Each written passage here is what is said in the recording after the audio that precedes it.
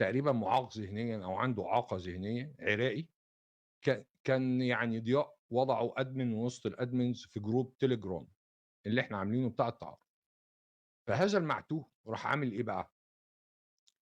راح عامل حظر لكل أعضاء جروب تليجرام،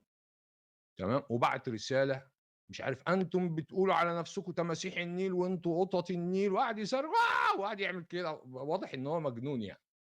ولا يمثل إخواننا العراقيين حبايبنا طبعًا يعني. تمام، أنا باقول عليه مُعاق ذهنيًا ومش مُعاق يعني هو عنده اضطراب ذهني، واضح إن هو يعني عايز علاج نفسي سريع، تمام، فالمهم هو الراجل ده يعني كنوع من القرار المصري مش عارف ما حدش عمل له حاجة يعني، راح حازف كل الusers الmembers قصدي اللي فين، اللي في الجروب. طبعًا ضياء مشكورًا رجّعهم تاني، آآ وأنا عملت post على الcommunity على يوتيوب وعلى فيسبوك لكل الناس، يا جماعة ارجعوا تاني،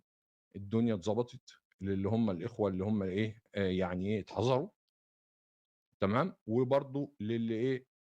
يعني لا يعلم الأمر، آدي رابط الجروب أهو مرّة أخرى، وهتلاقيه برضه في الcommunity